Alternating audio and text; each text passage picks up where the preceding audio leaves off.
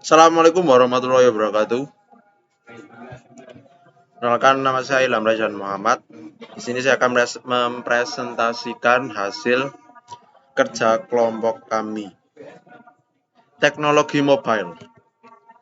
Definisi. Teknologi mobile merupakan bagian yang familiar dalam kehidupan masyarakat Indonesia. Hal itu disebabkan ukurannya yang cukup kecil sehingga mudah dibawa dan fungsinya yang memudahkan untuk berkomunikasi setiap saat dan di mana saja.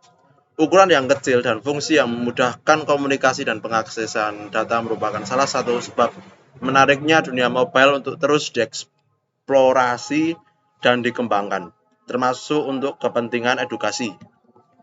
Konsep dan diagram sistem Cellular Evolution Toward 5G.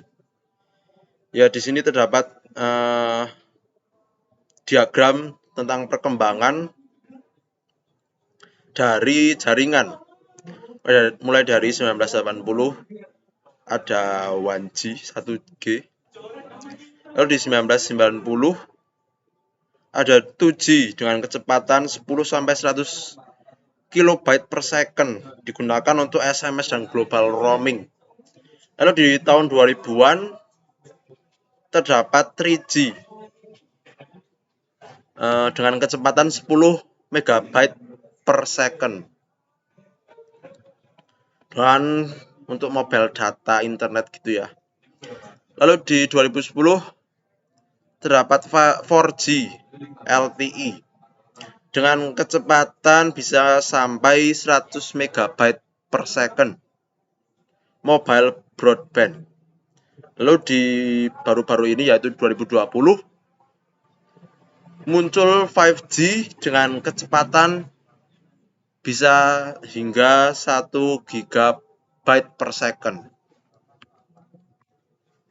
Implementasi teknologi mobile. Teknologi generasi pertama 1G, 1G merupakan teknologi handphone pertama pada era 80-an dan masih menggunakan sistem analog. Generasi pertama ini menggunakan teknik komunikasi yang disebut Frequency Division Multiple Access atau disingkat FDMA. Implementasi teknologi 1G adalah AMPS, Advanced Mobile Phone Service, TACS, Total Access Communication System, dan NMT, Nordic Mobile Telephone. Teknologi generasi pertama, 1G. Kemampuan teknologi 1G ini hanya dapat bisa melayani komunikasi suara saja. Tidak dapat melayani komunikasi data dalam kecepatan tinggi dan besar. Kelemahan teknologi 1G. Penggunaan teknologi analog pada generasi pertama menyebabkan banyak keterbatasan yang dimiliki seperti kapasitas trafik yang kecil, jumlah pelanggan yang dapat ditampung dalam satu sel sedikit, dan penggunaan spektrum frekuensi yang boros karena satu pengguna menggunakan satu buah kanal frekuensi. Derau intermodulasi, suara tidak jernih. Lalu pada teknologi generasi kedua yaitu 2G muncul pada awal tahun 90-an. Karena tuntutan pasar dan kebutuhan akan kualitas yang semakin baik, generasi 2G sudah menggunakan teknologi digital. Generasi ini menggunakan mekanisme Time Division Multiple Access atau TDMA dan Code Division Multiple Access CDMA. Dalam teknik komunikasinya, implementasi teknologi ini adalah GSM, Global System for Mobile Communication, yang saat ini digunakan oleh hampir sepertiga dari total populasi dunia GSM Association. Kemampuan teknologi 2G generasi kedua selain digunakan untuk komunikasi suara, juga bisa untuk SMS atau Short Message Service, adalah layanan dua arah untuk mengirim pesan pendek sebanyak 160 karakter. Voicemail, call writing, call waiting, dan transfer data. Dengan kecepatan maksimal 9.600 bit per second. Kecepatan sebesar itu cukup untuk mengirim SMS, download gambar, atau ringtone MIDI. Kelemahan teknologi 2G. Kecepatan transfer data masih rendah, tidak efisien untuk trafik rendah, jangkauan jaringan masih terbatas dan sangat tergantung oleh adanya BTS, cell tower. Lalu selanjutnya terdapat teknologi generasi ketiga yaitu 3G. Teknologi generasi ketiga 3G Third Generation dikembangkan oleh suatu kelompok yang diakui dan merupakan kumpulan para ahli dan pelaku bisnis yang berkompeten dalam bidang teknologi wireless di dunia teknologi ini. Memungkinkan proses komunikasi yang sebelumnya hanya dengan suara, kini dapat melalui video sehingga proses komunikasi dapat menjadi lebih baik dan menampilkan streaming video klip dalam layar ponsel mereka.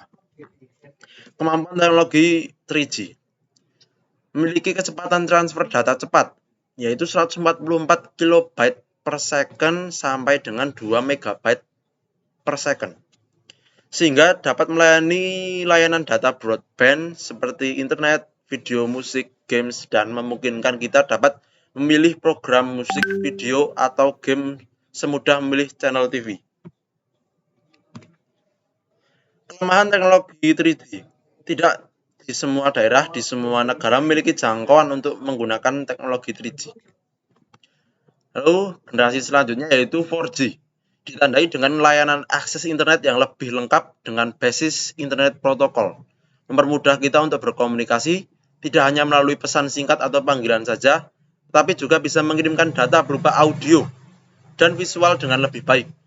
Komunikasi mobile juga semakin mempermudah masyarakat untuk memperoleh informasi yang cepat berkat akses internet 4G. Kemampuan teknologi 4G LTE memiliki kecepatan downlink hingga 300 MB per second dan kecepatan uplink hingga 75 MB per second, mendukung sistem ITUR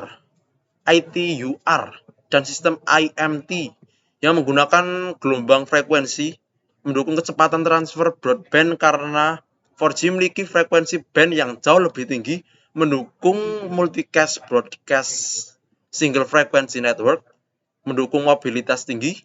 Jaringan 4G mampu meminimalkan gangguan.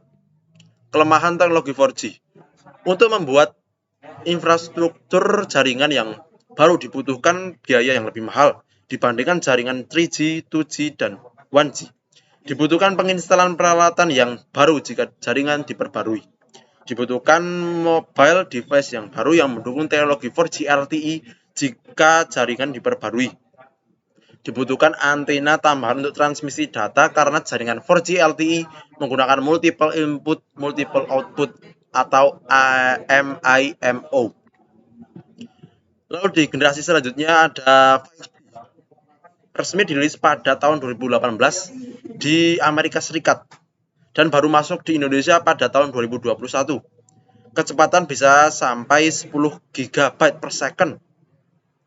Latensi atau delay jaringan 5G pun sangat rendah, hampir mendekati 0. Kelebihan dari 5G yang pertama, kecepatan transmisi hingga 10 GB per second.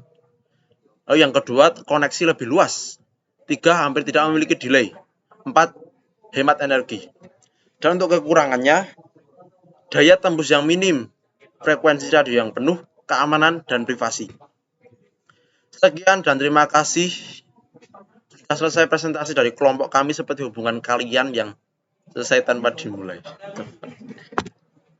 Bila ada salah kata dari saya mohon maaf. Terima kasih. Wassalamualaikum warahmatullahi wabarakatuh.